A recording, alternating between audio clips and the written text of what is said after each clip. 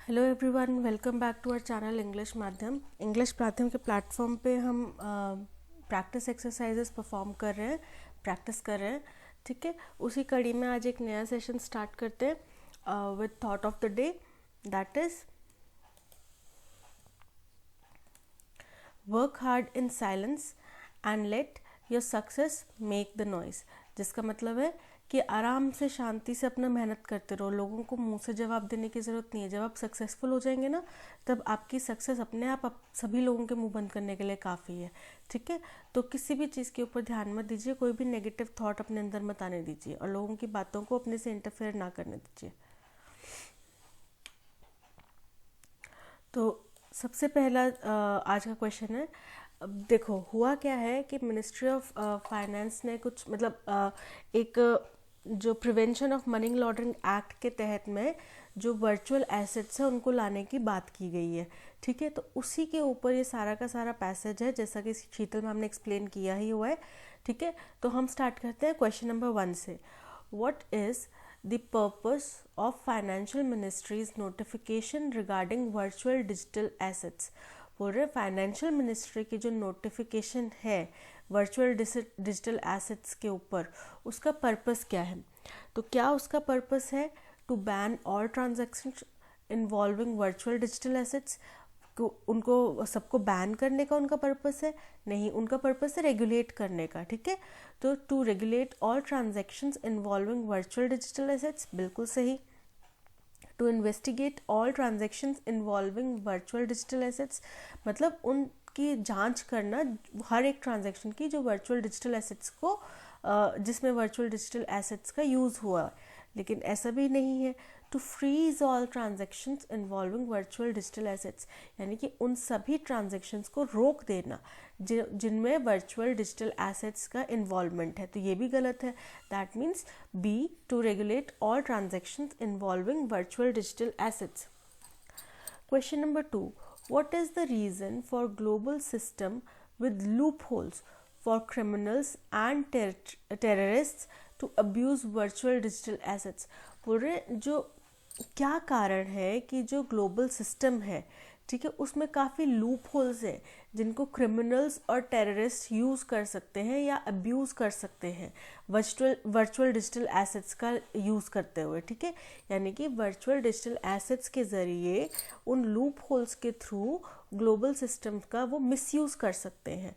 तो क्या कारण है इस चीज़ के? ठीक है, तो देखो, क्योंकि वो रेगुलेटेड नहीं है। ठीक है, ज़्यादातर कंट्रीज़ में वो रेगुलेटेड नहीं है, अनरेगुलेटेड चल रहा है। ठीक है, तो इसलिए अब हम उसके ऊपर चेक नहीं लग सकते कौन खरीद रहा है, कितना खरीद रहा है, कितनी लिमिट होनी चाहिए। XYZ कोई भी रेगुलेशन है ही नहीं उसके ऊपर, तो उसको कौन यूज़ कर रहा है कौन नहीं यूज़ कर रहा है हमें कैसे पता चलेगा जब कोई रेगुलेशन ही नहीं है तो। ठीक है, पहला ऑप्शन देख लेते हैं, the lack of regulation of virtual assets by a majority of countries, बिल्कुल सही। ठीक है, क्योंकि ज़्यादातर कंट्रीज़ में इसके ऊपर कोई भी रेगुलेशन नहीं है या रेगुलेशंस में कमी है। इस वजह से टेररिस्ट या क्रिमिनल्स जो है इनके लूप होल्स का फ़ायदा उठाकर इनका मिसयूज़ कर रहे हैं। The regulation of virtual assets by a few countries, बोल रहे कुछ कंट्रीज़ में है रेगुलेशन। ठीक है, तो हमने पढ़ा कि ज़्यादातर में नहीं है, अब कुछ में होगा तो वहाँ पे वो मिसयूज़ नहीं कर पाएंगे, लेकिन बाकी जगह पे तो कर पाएंगे। ठीक है, the ban of virtual assets bye few countries, बोल रहे क्योंकि कुछ कंट्रीज़ ने उनको बैन कर रखा है, तो जिन्होंने बैन कर रखा है वहाँ पे यूज़ नहीं करेंगे ना, जहाँ पे नहीं बैन है वहाँ पे यूज़ कर लेंगे। ठीक है, the lack of awareness of virtual assets by law enforcement agencies, बोल रहे हैं जो हमारी लॉ इन्फोर्समेंट यानी कानून को इन्फोर्स करने वाली जो एजेंसीज हैं उनको वर्चुअल एसेट्स की जानकारी नहीं है, ज़्यादा जानकारी नहीं है, इसलिए भी वो लोग इसका इस्तेमाल कर रहे हैं, गैर इस्तेमाल कर रहे हैं। ठीक है, तो सीधी सी बात है, देखो जब उनको जानकारी कब होगी जब हम कुछ रेगुलेशन लाएंगे। ठीक है, तो हमारे क्योंकि रेगुलेशंस में लैक है, कमी है, इसलिए वो इसका मिसयूज़ कर पा रहे हैं। What is the view of Reserve Bank of India on virtual digital assets? बोल रहे रिजर्व बैंक ऑफ इंडिया का क्या कहना है वर्चुअल डिजिटल एसेट्स के बारे में। तो क्या देखो, रिजर्व बैंक सीधा सीधा उसको क्लियरली बैन करने के पक्ष में है। ठीक है, वो उसके ऊपर कोई रेगुलेशन नहीं लाना चाहता, वो उसके ऊपर कोई इफ्स एंड बट्स नहीं लाना चाहता, वो बोलता है कि सीधा बैन करो। क्यों? क्योंकि इसमें क्रिप्टो करेंसी वगैरह चीज़ों का यूज़ हो रहा है, ठीक है। तो रिजर्व बैंक का काम क्या है? मनी से रिलेटेड काम है उनका, ठीक है। अगर क्रिप्टो करेंसी वगैरह आएंगी तो बाकी चीज़ों के ऊपर उनको रेगुलेट करना थोड़ा मुश्किल हो सकता है, ठीक है। तो देखते हैं, it advocates for a ban on virtual digital assets. सही है, वो बैन के प्रचार कर रहे हैं कि बैन लगा दो इनके ऊपर, हमें ज़रूरत ही नहीं है हमारे देश में इस चीज़ की, ठीक है। It supports the regulation of virtual digital assets. बोल रहे वो सपोर्ट करते हैं उन रेगुलेशंस का, मतलब वर्चुअल डिजिटल एसेट्स को रेगुलेशन के अंडर में लाने के लिए वो सपोर्ट करते हैं। तो ऐसा तो नहीं है, वो तो सीधा मना ही कर रहे हैं। It has not taken any stand on, उन्होंने अभी तक कोई भी फैसला नहीं लिया है वर्चुअल डिजिटल एसेट्स के ऊपर, यानी कि ना वो उसके पक्ष में है ना विपक्ष में है। अभी उन्होंने अभी वो सोच ही नहीं पाए इस बारे में, ठीक है। तो ये भी गलत है। It considers virtual digital assets to be no concern to the banking system. बोल रहे हैं बैंकिंग सिस्टम में उसका कोई कंसर्न ही नहीं है, उनका ऐसा मानना है। बिल्कुल नहीं, उनका तो बहुत मुख्य कंसर्न है इसके बारे में, ठीक है। तो A is the correct answer. Which of the following statements is not true according to passage. अब देखो नॉट के ऊपर ध्यान रखना, वो स्टेटमेंट जो सही नहीं है, ठीक है। सबसे पहली statement, the finance ministries notification has placed all transactions involving virtual digital assets under the purview of the Prevention of Money Laundering Act। तो सही है, वो उसके सारे एस्पेक्ट्स को मनी लॉन्ड्रिंग एक्ट के अंदर में लाना चाह रहे हैं, ठीक है, उसके अंदर रखना चाह रहे हैं। बिल्कुल सही है ये तो, ठीक है। The volume of trade in unregulated virtual assets has grown considerably in recent years। अब सबको पता है बिटकॉइन में, क्रिप्टो करेंसी में लोग कितना ज़्यादा इन्वेस्ट करने की बात करते हैं, इतना प्रचार भी करते हैं कि आप करो करो बहुत अच्छा है ना। तो आप उसमें कितना अनरेगुलेटेड, मतलब अभी तक तो वो वर्चुअल एसेट्स जो है वो रेगुलेटेड ही नहीं है, तो उसमें इतना ज़्यादा ट्रेड होना मतलब कितना ज़्यादा सीवियर चीज़ें हैं हो रही हैं, ठीक है। And the Enforcement Directorate has been investigating several cases related to crypto currency frauds. और जो इन्फोर्समेंट डायरेक्टरेट है वो बहुत सारे ऐसे केसेस जो है वो सॉल्व करने की कोशिश कर रहा है, इन्वेस्टिगेट कर रहा है, जिसमें क्रिप्टो करेंसी फ्रॉड्स हुए हैं। बिल्कुल सही है ये भी। India holds the presidency of G20 and has been advocating for the globally coordinated regulatory response to deal with crypto assets। बोल रहे इंडिया G20 की प्रेसिडेंसी होल्ड करता है, सही है इतना पार्ट, ठीक है। और वो इस चीज़ को भी वकालत कर रहा है, मतलब इस चीज़ को भी प्रचार कर रहा है, आगे प्रेषित कर रहा है कि ग्लोबली कोऑर्डिनेटेड रेगुलेशंस लाने चाहिए हमें क्रिप्टो करेंसी के ऊपर, क्रिप्टो एसेट्स के ऊपर, ठीक है। यानी कि हर एक देश के नियम कायदे कानून इसके भी लगभग एक जैसे होने चाहिए। अब हो सकता है किसी देश में 1-2% की 2% की ऊंच नीच हो, लेकिन एक जैसे कानून होंगे तो वो ज़्यादा क्या होगा, स्ट्रांग हो जाएगा, ठीक है। क्या स्ट्रांग हो जाएगा, उसके ऊपर रेगुलेशन स्ट्रांग हो जाएगा। ऐसा हो कि एक कंट्री में तो भाई इतना कानून है कि उसको वो आराम से टेररिस्ट वगैरह निकाल के, मतलब कुछ भी लूप होल्स निकाल के निकल सकते हैं, दूसरे में इतना स्ट्रिक्ट है कि कुछ भी नहीं कर सकते वो लोग, है ना। तो ये किसके ऊपर डिपेंड करेगा। अगर हमारा एक ही कानून होगा सब जगह का तो कोई कैसे कर सकता है उसमें हेर फेर, ठीक है। The RBI has shown consistent support for regulating virtual digital assets rather than proscribing them। बोल रहे हैं कि RBI ने consistent support दिखाया है, ठीक है, वर्चुअल डिजिटल एसेट्स के ऊपर, ना कि उनको दबाने की कोशिश करी, जबकि बिल्कुल गलत स्टेटमेंट है। RBI ने सीधा मना किया है कि बैन कर दो, ये हमारे को चाहिए ही नहीं, ठीक है। तो option D is the correct answer, the statement is incorrect. What has been government's struggle in recent years regarding virtual assets in India as mentioned in पूरे पैसेज में क्या मेंशन किया गया है कि गवर्नमेंट को पिछले कुछ सालों में वर्चुअल एसेट्स के तौर पर, यानी कि उनके संबंध में क्या क्या स्ट्रगल करने पड़े हैं, ठीक है। सबसे पहला ऑप्शन है formulating an appropriate regulatory response to deal with the pandemic era, upsurge in advertisements soliciting investment in virtual assets. अब आपको पता है पेंडेमिक के टाइम पे कितना ज़्यादा इनके ऊपर आ रहा था, क्रिप्टो करेंसी में इन्वेस्ट करो, बिटकॉइन में इन्वेस्ट करो, ठीक है। तो बोल रहे हैं कि उनको उसके ऊपर कोई वो रेगुलेट ही नहीं कर पाया उस चीज़ों को, ठीक है। और फिर उस टाइम पे क्या हुआ, बहुत ज़्यादा फ्रॉड्स भी हुए लोगों के साथ में, क्योंकि लोगों को ज़्यादा झांसा दिया गया कि छोटा थोड़ा इन्वेस्टमेंट से आप ज़्यादा कमा सकते हैं, ठीक है। तो झांसे में आए लोग, क्योंकि उस टाइम पे अर्निंग्स तो थी नहीं, सोर्सेज, तो जो बचा कुचा लोगों का था उन्होंने सोचा कि अच्छी जगह लगाते हैं, जो चीज़ बैन ही नहीं हो, मतलब जो चीज़ ख़त्म ही नहीं हो सकती, ठीक है। तो option A is correct, okay. What is the tone of the passage. अब इस पैसेज की टोन जो है ना वो बिल्कुल ही, मतलब राइटर ने दोनों पक्षों की बात कही है। बैन लगाने से क्या हो सकता है, नहीं लगाने से क्या हो सकता है, क्या नुकसान है, उनने हर एक का अपना अपना नज़रिया बताया, उनने अपना कोई भी व्यू पॉइंट नहीं दिया, ठीक है। उन्होंने ये नहीं बोला कि बहुत अच्छा चीज़ हुई, बहुत बुरी चीज़ हुई, कुछ भी नहीं बोला। तो उनका क्या था, एकदम न्यूट्रल, ठीक है। फैसला आया है, देखते हैं आगे कैसे प्रोसीड करेगा, स्वागत करते हैं फिलहाल के लिए इसका, ठीक है। उन्होंने बिल्कुल न्यूट्रल सा रखा है। तो ऑप्टिमिस्टिक है, मतलब बड़े पॉजिटिव सोच रख रहे हैं कि हाँ जी फैसला आया, बहुत अच्छा हो जाएगा, अच्छे दिन आएंगे, फलाना फलाना, नहीं, कोई ऑप्टिमिस्टिक नहीं है। सिनिकल है, यानी कि मतलब सिनिकल मतलब होता है डाउटफुल नेचर का, तो उनका डाउटफुल भी नहीं है, उन्होंने बोला ठीक है अच्छे फैसले हैं, आएंगे तो स्वागत करते हैं, ठीक है। तो उनका है न्यूट्रल, ओके। और एम्बिवेलेंट का मतलब मैं आपको बता देती हूँ कि जैसे आप बहुत ही किसी चीज़ के लिए पैशनेट है, ठीक है। तो जब आपको पैशन कम हो जाता है ना, जैसे आप अभी नई नई जॉब जा रहे हैं तो आपको बड़ा मज़ा आ रहा है जॉब करने में, हर चीज़ में मज़ा आ रहा है, लेकिन धीरे धीरे जब वो मोनोटनी में पड़ जाता है, डेली में रूटीन में पड़ जाएगा, मोनोटनस हो जाएगा, तो वो क्या हो जाएगा, एम्बिवेलेंट हो जाएगा। यानी कि अब आपको उसमें इतनी रुचि नहीं आ रही, उतना जिज्ञासा नहीं हो रही, उतना क्रिएटिविटी नहीं आ रही, उतना एनर्जी नहीं आ रही करने में, वो होता है एम्बिवेलेंट, ठीक है। तो ऐसा भी नहीं है पैसेज का tone.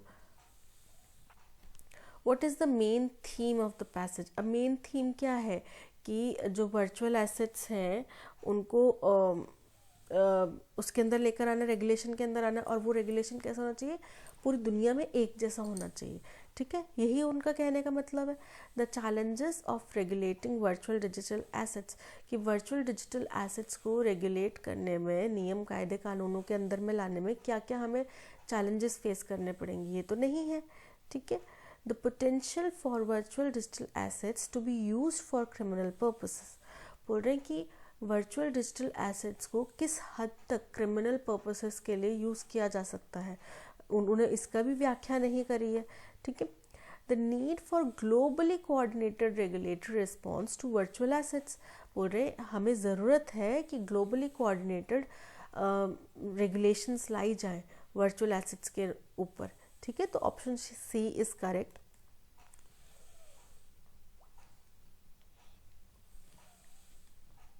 Rearrange the following sentences to form a coherent passage, ठीक है। हमें रीअरेंज करना, पैरा जंबल का है। Export curbs can be counterproductive as they can suppress domestic output, बोल रहे हैं एक्सपोर्ट के ऊपर अगर हम रोक लगाते हैं तो वो प्रोडक्टिविटी को काउंटर कर सकते हैं, यानी कि रोक सकते हैं, क्योंकि वो डोमेस्टिक आउटपुट यानी घरेलू उत्पाद जो है उसको कम कर देंगे, ठीक है।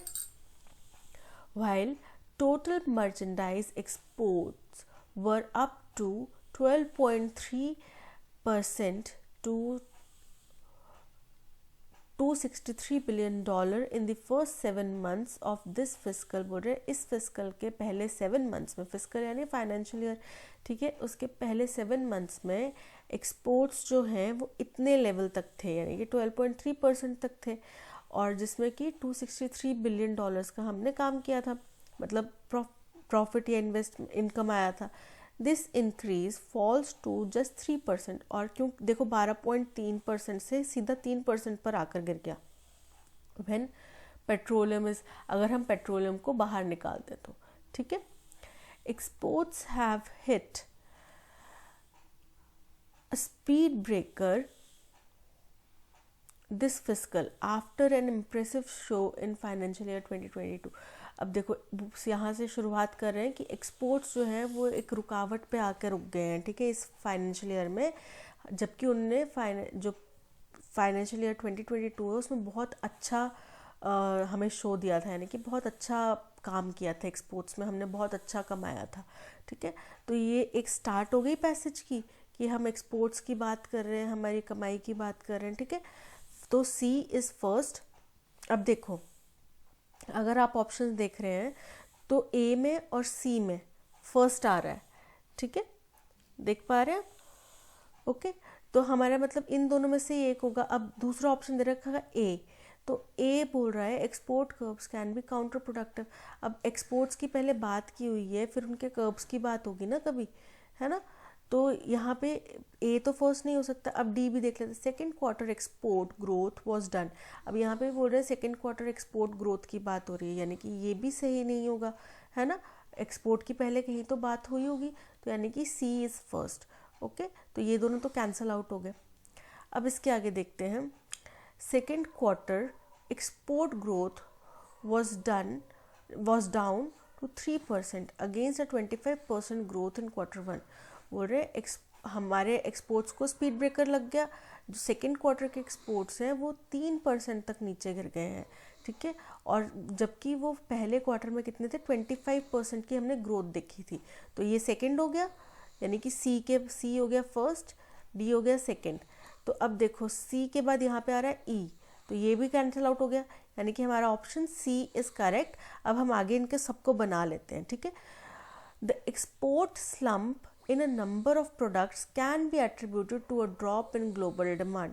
बोल रहे हैं जो एक्सपोर्ट्स में जो कमी आई है, गिरावट आई है, ठीक है, वो जो ग्लोबल वर्ल्ड, पूरे वर्ल्ड में जो डिमांड्स हैं उसमें जो कमी है, या उसका जो हमें भुगतान करना पड़ रहा है, जो एक्सपोर्ट्स में कमी आई है ना, वो उसका भुगतान पड़ रहा है। देखो डिमांड कम होएगी तो एक्सपोर्ट अपने आप ही कम हो जाएगा, सप्लाई भी कम हो जाएगी ना। ठीक है, डिमांड एंड सप्लाई का कुछ लिंकेज तो होता ही है। तो यानी कि ई आ गया थर्ड। ठीक है, उसके बाद वाइल टोटल मर्चेंडाइज एक्सपोर्ट जो है वो इतना था, ठीक है, और वो इतने बिलियन का पहले 7 मंथ्स में, जो कि गिर गया कितना, 3% पर, अगर हम पेट्रोलियम को हटा दें तो। ठीक है, वही 3% की यहाँ पे बात की गई थी, यानी कि fourth is B and fifth is A.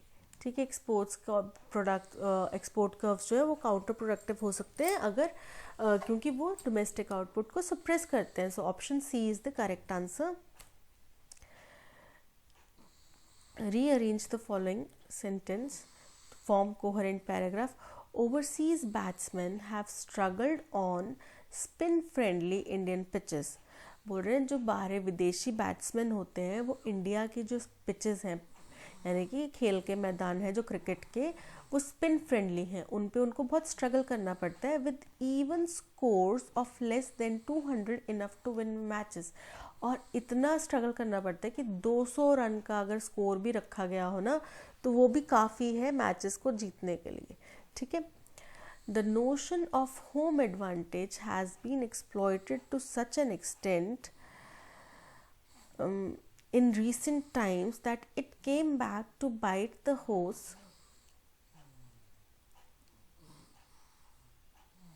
in last week's Indore Test. बोल रहे हैं जो हम कहते हैं ना घरेलू मैदान पे उनको फ़ायदा मिलता है, घरेलू मैदान का फ़ायदा होता है, तो ये जो धारणा है वो इस हद तक एक्सप्लॉइट कर दी गई है, मतलब इस हद तक इसका ना मिसयूज़ किया गया है कि अभी हाल फिलहाल के टाइम में जब इंदौर में जो टेस्ट मैच हुआ, ठीक है, वहाँ पे जो होस्ट स्टेट था इंदौर का, उनके ऊपर ना ये उल्टा ही पड़ गया बिल्कुल, यानी कि उनको भी फ़ायदा मिला होगा, हो सकता है फ़ायदा मिला हो, और फिर उनके ऊपर लोगों ने इल्ज़ाम लगाना जैसे शुरू कर दिया हो कि भाई तुमने तो अपनी मर्ज़ी की करी थी पिच, तुम्हें तो अपने घरेलू मैदान का, वरना तुम थे नहीं इस काबिल, ऐसा कुछ हुआ हो।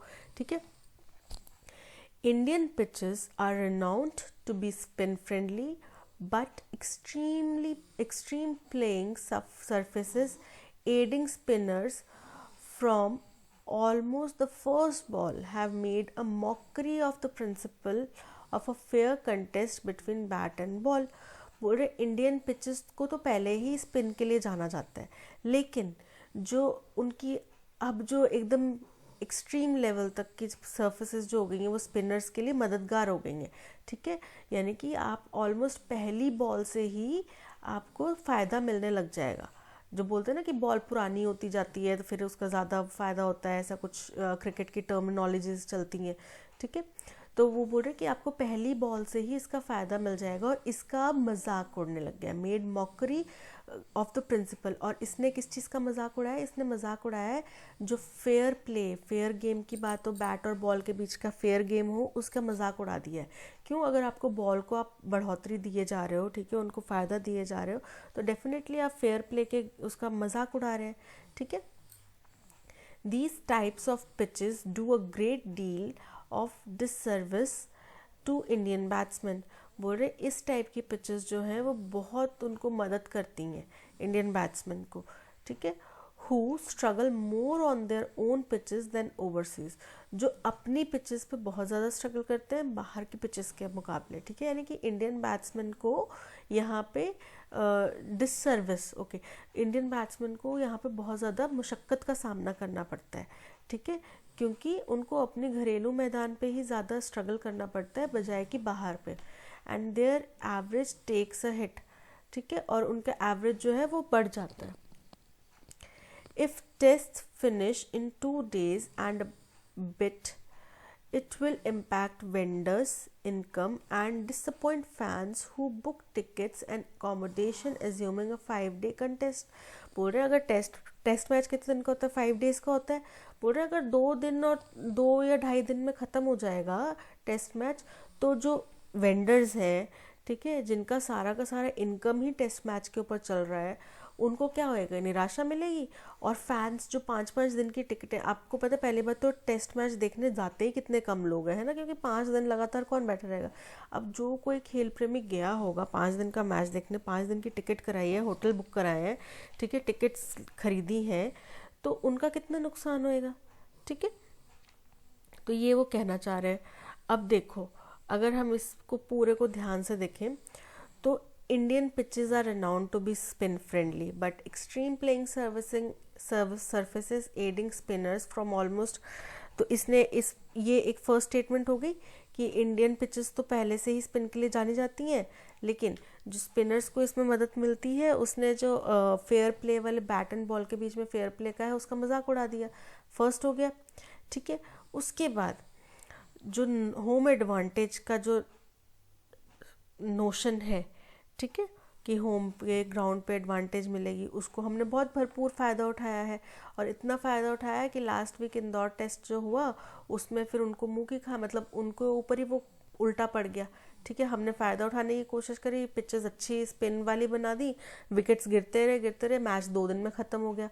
2 दिन में ख़त्म हो गया तो फिर अब वो टीम के लिए अच्छा नहीं रहा, ठीक है। तो ये सेकंड हो गया।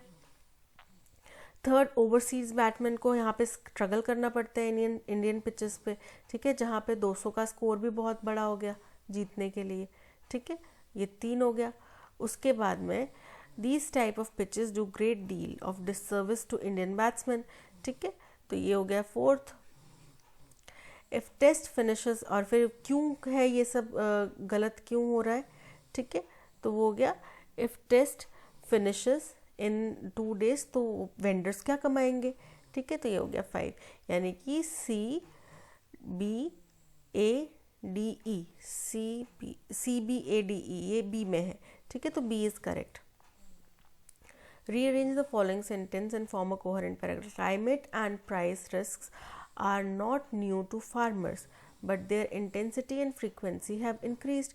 बोल रहे क्लाइमेट जो है और प्राइस रिस्क जो है वो फार्मर्स के लिए नई बात नहीं है। देखो, बारिश बिन मौसम कभी भी होती है, ठीक है, प्राइस में भी बढ़ोतरी घटोतरी होती रहती है, but their intensity and frequency have increase. लेकिन वो किस हद तक बढ़ रहे हैं, किस हद तक घट रहे हैं, ठीक है। टमाटर के प्राइस एकदम से 2 रुपये किलो हो जाएंगे या एकदम से 1000 रुपये किलो हो जाएंगे, वो उनको नहीं पता। फ्रीक्वेंसी साल में एक बार होएगा जब नई फसल आती है तब, या फिर बार बार होएगा, वो नहीं पता, ठीक है। तो इन चीज़ों की वजह से फार्मर ज़्यादा परेशान हो रहे हैं। Access to irrigation can someone compensate for failed monsoon. अब अगर हम खेती बाड़ी में इरिगेशन के अच्छे संसाधन ले आए, तो अगर मानसून में बारिश नहीं हुई तो उसको तो हम ओवरकम कर सकते हैं, लेकिन but rising temperatures pose a greater threat. लेकिन जितना जितना तापमान बढ़ता जा रहा है वो भी तो एक चिंता का विषय है, ठीक है। अगर लू से ही हमारी सारी फसल खराब हो जाएगी, धूप पड़ने से सारी फसल जल जाएगी, तो आप पानी देते रहो, पौधे तो वो नहीं उगने वाले, है ना। द इम्पैक्ट, आपने देखा हो गर्मियों के दिन में हमारे जो पॉट्स में प्लांट्स लगे होते हैं वो भी सूख जाते हैं, आप उनको पानी देते रहो, फिर हमें उनको शेड में रखना पड़ता है थोड़ा टाइम, ठीक है। तो हम खेत को तो शेड में ले जाके नहीं रख सकते। The impact of high temperatures on rabi harvest was seen in March 2022। अब हाई टेम्परेचर का जो हमने नतीजा देखा वो देखा राबी की फसल के ऊपर, ठीक है। कब देखा? मार्च 2022 में। रिजल्टिंग इन रिड्यूस्ड यील्ड्स, जिसकी वजह से जो उत्पादन हुआ वो बहुत कम हो गया, ठीक है, घट गया, जितना एक्सपेक्टेड था उससे काफ़ी कम हो गया।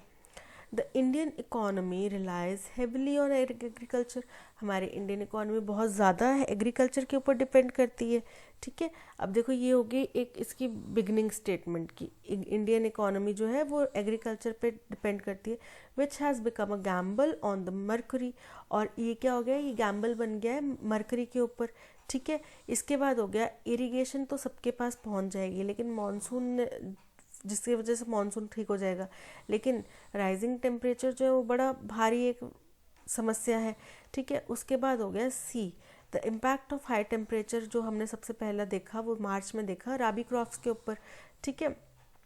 उसके बाद हो गया green revolution to must focus on developing crops. उसके बाद हो गया A, climate and price risk are now not new to farmers but their intensity and frequency have increased, ठीक है। Green Revolution 2.0 must focus on developing crops that can withstand extreme temperature and rainfall variations while yielding more and using fewer resources। बोल रहे अगर green revolution 2 की बात करें हम, जैसे ग्रीन रेवोल्यूशन एक आई थी हरित क्रांति, जिसमें पंजाब हरियाणा में बहुत ज़्यादा उत्पादन हुआ, आज तक वो लोग उस चीज़ का फ़ायदा उठा रहे हैं, ठीक है। तो अगर ग्रीन रेवोल्यूशन 2 को हम ध्यान में रखें तो उसका मुख्य फोकस किसके ऊपर होना चाहिए?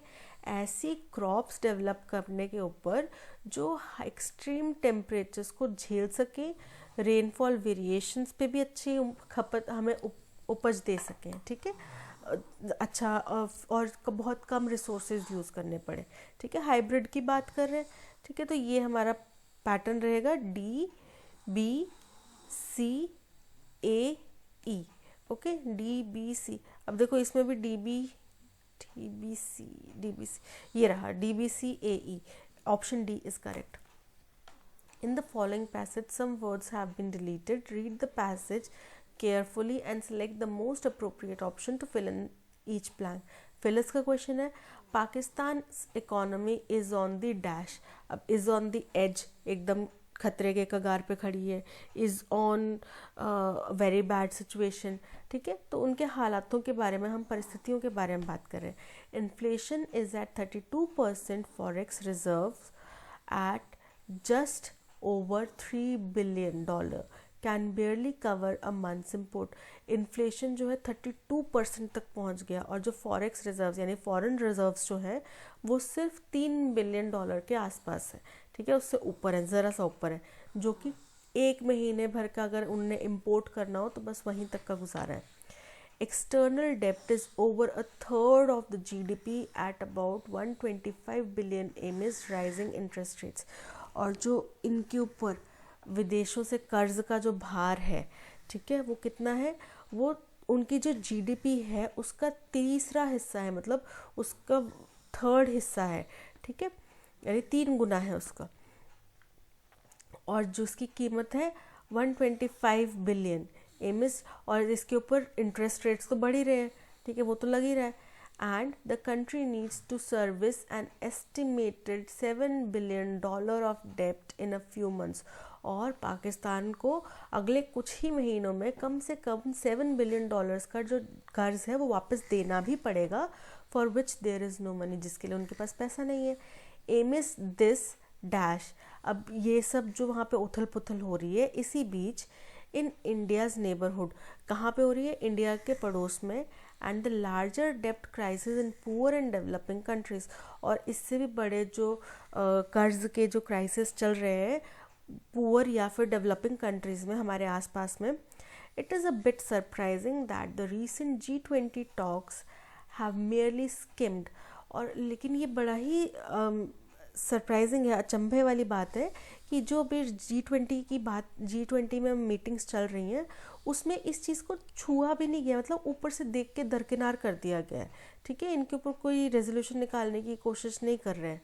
ठीक है, इनको छोड़ के वो कर रहे हैं कि ठीक है, हो हाँ ठीक है हम समझ रहे हैं, उनके पास जा रहा है, उनके पास दूसरे मुद्दे हैं डिस्कस करने के लिए। फूड शॉर्टेज, पॉलिटिकल क्राइसिस या फिर पॉलिटिकल फेलियर, ठीक है, and rising terrorism in Pakistan can not be a good news for India.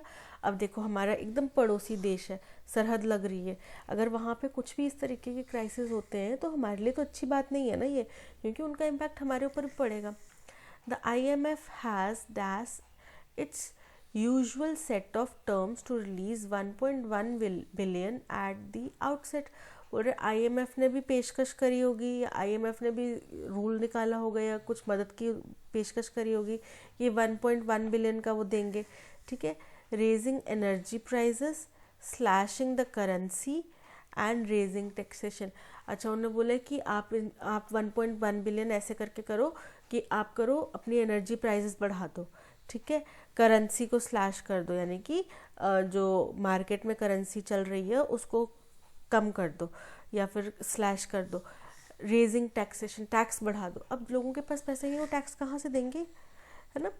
In a country of प्लूटोक्रेट्स, प्लूटोक्रेट्स मतलब वो लोग जिनका मतलब दबदबा जो है उनके पैसे की वजह से होता है। ठीक है, मतलब काफ़ी अमीर लोग हैं, उनकी पहचान ही उनके पैसे की वजह से।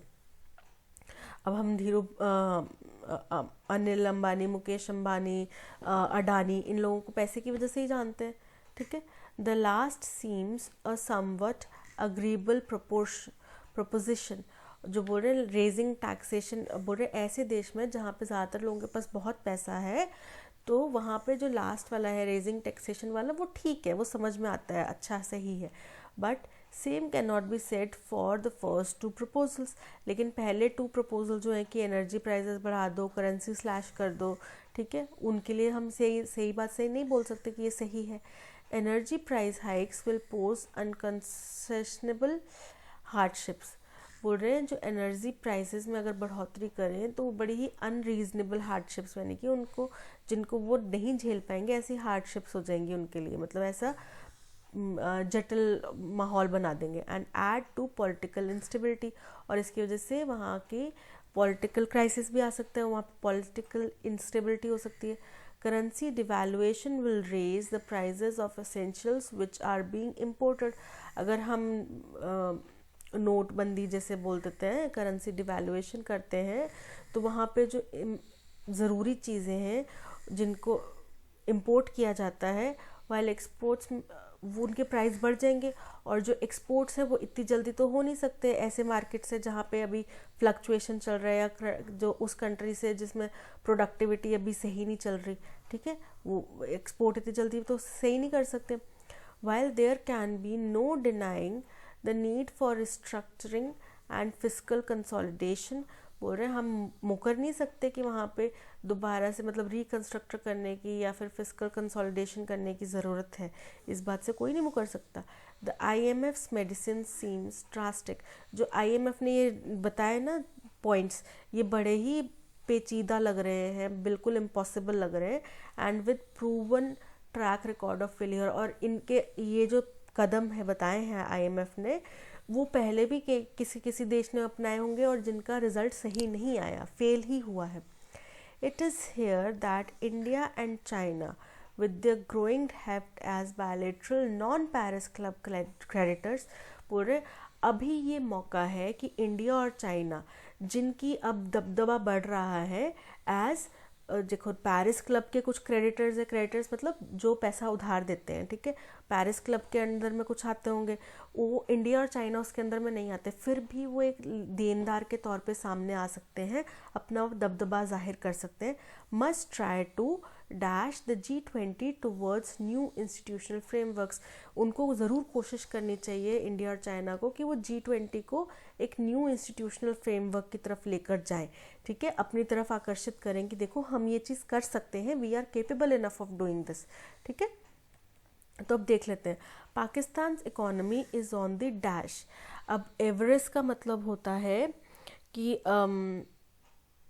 आपका ना बड़ा ही लालची सा, ग्रीडी सा स्वभाव है ना, आप चाहते हैं कि मेरे पास ही सबसे ज़्यादा आ जाए। तो पाकिस्तान की इकोनॉमी इस वक्त ऐसे तो नहीं है, टेनेबल भी नहीं है। टेनेबल मतलब होता है डिफेंसिव, ठीक है, वो भी नहीं है। डिस्पार्श का मतलब होता है कि बड़ी ही अनकॉम्प्लीमेंट्री सी चीज़ें करना है, ऐसे कहना, ठीक है, तो वो भी नहीं है पाकिस्तान की। प्रेसिपाइस मतलब होता है कि आप ये समझो एकदम डेंजरस सिचुएशन में है, एकदम एज पे है, बस यहाँ ये एज पर है, यहाँ से अब हिले तो गए नीचे, ठीक है, तो उस स्थिति में तो है पाकिस्तान की इकोनॉमी। तो प्रेसिपाइस, ठीक है, is the correct answer. Amiss this dash in India's neighbourhood. अब क्या है, एमिस दिस केओस या एमिड दिस जो भी उठापटल चल रही है ना, तो यहाँ पे ऑप्शन है सेरेंडिपिटी। तो इसका मतलब होता है एक्सीडेंटल गुड फॉर्च्यून। अब वहाँ पे गुड फॉर्च्यून तो नहीं है, ठीक है, केओस तो बहुत हो रहा है वहाँ पे, तो एम इज दिस केओस, ठीक है। इंडिया के अगल बगल में जो ये केओस चल रहा है पुअर और डेवलपिंग कंट्रीज़ में, उसके बीच में ये बड़ा ही सरप्राइजिंग है कि G20 जो कि इंडिया में हो रहा है, वहाँ पे इन चीज़ों के ऊपर से चला गया बस नज़र, ठीक है, मतलब उनके ऊपर डीप में कोई चर्चा नहीं हुई। फूड शॉर्टेज, पॉलिटिकल टर्मोइल, ठीक है, टर्मोइल का मतलब भी क्योंकि क्योस होता है, तो कॉन्विवियल, इसका मतलब होता है कि पार्टी पुर्टी करना, मस्ती मज़ा करना, ठीक है, तो वैसा तो पॉलिटिक्स नहीं है इस वक्त इनकी। टर्मोइल वही केओस, ठीक है, एकदम उबड़ खाबड़ चल रहा है, उठापटक चल रही है। बेलाबोर का मतलब होता है कि किसी एक बात के ऊपर बार बार चर्चा करते रहना या बोले जाना या एक ही चीज़ के ऊपर रिपीट करते रहना, ठीक है। या इंडल्जेंट का मतलब होता है बड़ा ही कृपालु या फिर इन्वॉल्व करना, ठीक है, तो यहाँ पे पॉलिटिकल टर्मोइल हो रहा है, केओस हो रहा है, ठीक है, option B is correct. The IMF has dash its usual set of term to release। अब IMF ने क्या किया है, मूट करना मतलब रेज किया है टॉपिक ऑफ डिस्कशन, ठीक है, तो मूट किया है, mooted its usual set of terms to release इतना बिलियन। अब उन्होंने इतना बिलियन देने की बात कही है और कहा है कि आप ये चीज़ें करो तो हम आपको इतना बिलियन रुपीस डॉलर्स देने को तैयार है, ठीक है। It is here that China and India, अब यहाँ पे क्या है, चाइना और इंडिया के ऊपर बात आ रही है कि वो इस बात के ऊपर डिस्कशन करने की कोशिश करें, मस्ट ट्राई टू डिस्कस या must try to bring into their notice या must try to put forward, ठीक है, तो इसकी बात हो रही है, जिसका मतलब है फॉयबल का मतलब होता है कि एक छोटा सा, मतलब कोई बंदा है पूरा परफेक्ट है लेकिन उसमें थोड़ा सा एक छोटा सा फ्लॉ है कैरेक्टर में उसके में, ठीक है, तो छोटा सा कैरेक्टर फ्लॉ जो होगा वो होगा फॉयबल। नज मतलब इनकरेज करना या प्रॉम्प्ट करना, ठीक है, तो वही हमें करना है यहाँ पे, वही करना है। कॉलोक्वियल, इसका मतलब होता है बड़ा ही इनफॉर्मल, ठीक है, जिसकी भाषा बड़ी ही इनफॉर्मल, यानी कि हम जैसे आपस में दोस्त वगैरह बात कर रहे हैं वैसा। और लेटेंट का मतलब होता है कि प्रेजेंट तो है, उपस्थित तो है पर दिख नहीं रहा, ठीक है, तो हमें तो नज करना है, इनकरेज करना है G20 को हमारी तरफ कि हम एक नए इंस्टीट्यूशनल फ्रेमवर्क की तरफ जा सकें। Akbar was one of the finest king that India ever had, no error.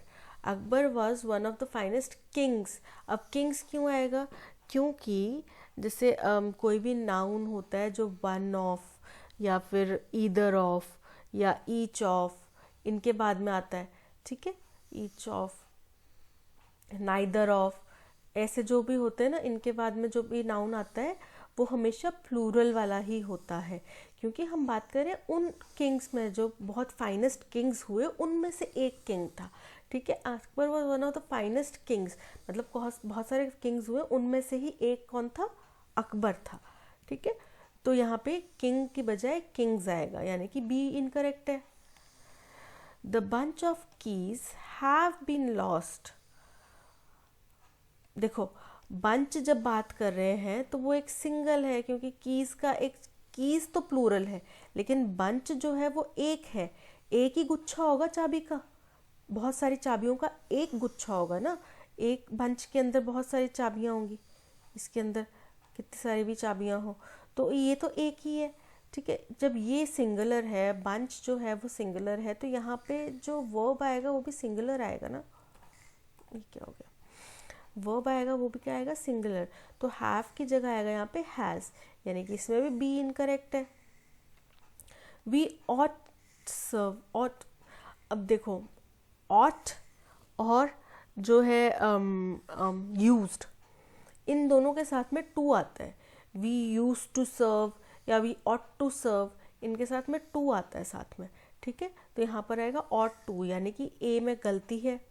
He jumped dash in the river to save the drowning child, बोल रहे हैं कि वो इन टू, मतलब देखो एक बहती हुई चलती हुई नदी है, उसके अंदर वो कूदा है ना, तो वो इन टू गया है, यानी कि पानी के अंदर डाइव करके जाएगा वो, है ना, तो जम्प्ड इन की जगह आएगा in to. Hurry up lest you should not miss the train. अब देखो, जो लीस्ट वर्ड है या फिर अनटिल है, अनलेस है, इनके साथ में नॉट नहीं यूज होता। ठीक है, तो यहाँ पे नॉट नहीं आएगा। Hurry up otherwise you should miss the train, आप जल्दी करो वरना आपकी ट्रेन छूट जाएगी।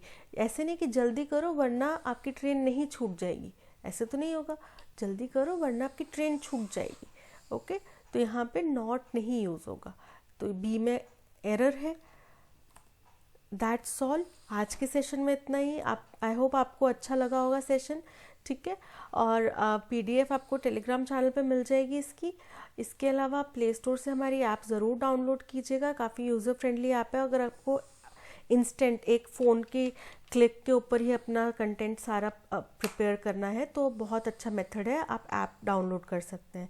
ठीक है, थैंक यू, और लाइक शेयर और सब्सक्राइब करते रहिएगा, और अपने फ्रेंड्स के